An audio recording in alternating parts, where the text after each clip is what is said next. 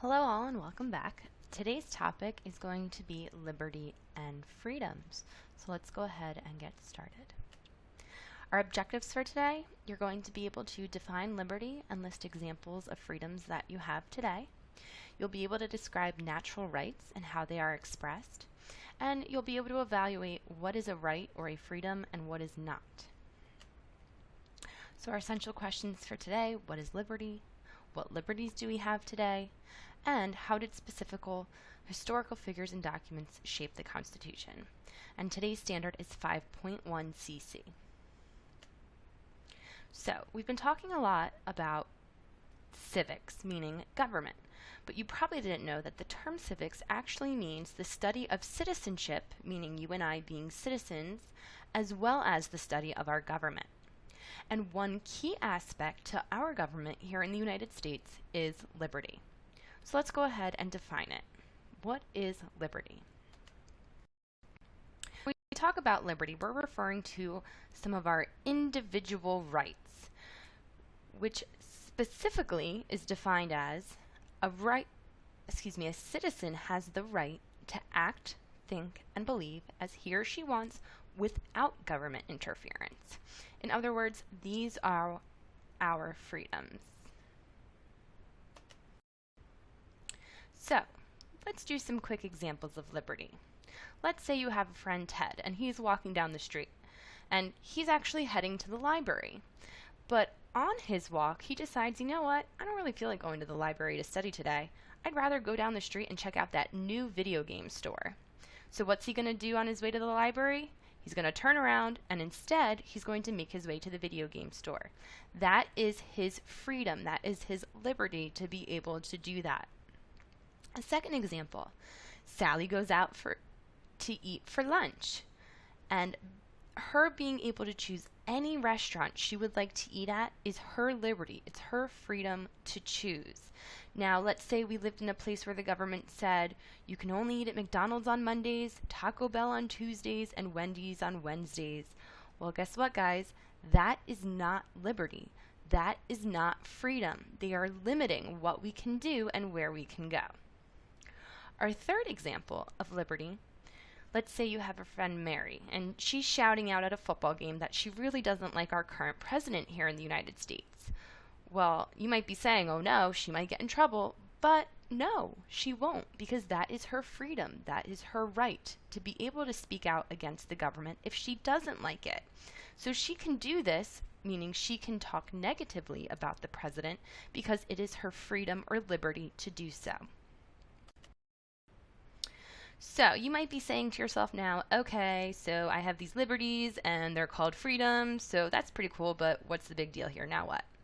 Well, as a free being, meaning as someone who is free, you have something called natural rights. Natural rights are not rights given to us by our government, but they are rights that you and I are born with. And there are three fundamental natural rights. And you see them here on your screen. They are life, liberty, and property. So when we're talking about life, we mean you have the right to live, to not be harmed by others. Second, you have the right to liberty, the right to act as you see fit, to think or believe what you would like. And that's our focus today. And then you also have property, meaning you have the right to keep what you make or exchange it freely for things that other people make. And those are your three natural rights, meaning the three things that all people are born with and no one can take away from you.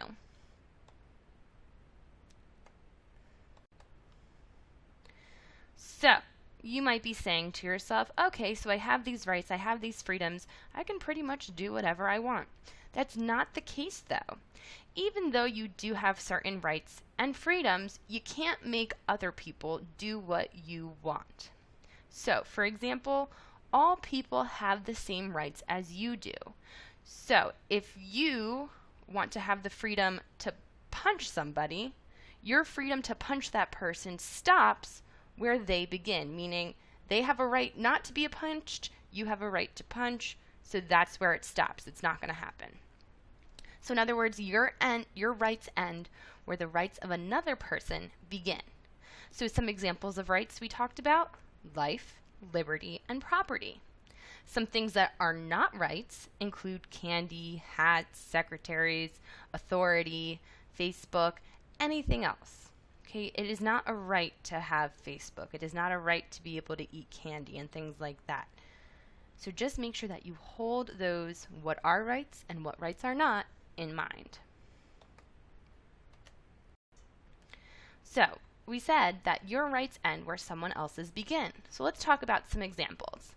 Let's say that your friend Sally likes blowing bubbles in public. So she's going to think to herself, well, I can do whatever I want. I have the freedom, the liberty to blow bubbles in public, and I can do them as much and as big as I would like. But then you have your friend Ted, and he does not like the stickiness of bubbles. He doesn't like having to breathe them in, and this is his choice. It's his freedom to not like bubbles.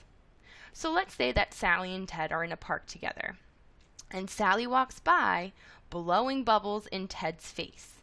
Well, guess what, guys? Even though she does have a freedom to blow bubbles, she has violated Ted's freedom, or she has broken or failed to respect Ted's freedom to not have to breathe in those bubbles, to not have to deal with them. So that's kind of what we mean, that your rights end where someone else's begin. If that person chooses differently than you, then you have to respect that right. So, do we always have liberty here in the United States? It is one of our fundamental values and one of the foundational principles of our government.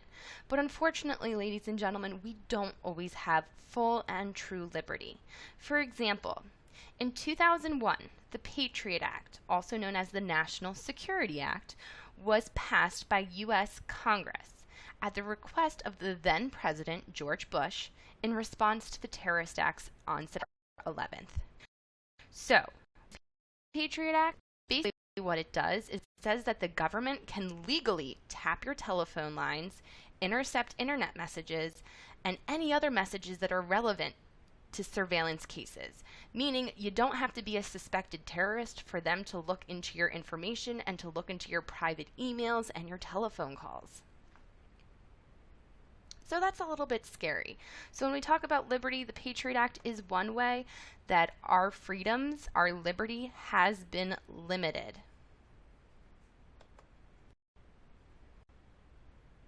And last but certainly not least, the main thing that I want you guys to take away from today's lesson is that the Founding Fathers got their ideas of government from the Enlightenment philosophies or philosophers, and that our U.S. Constitution, the thing that we follow every day to tell us what laws there are, what rights we have, it was compiled or put together based on the values of liberty.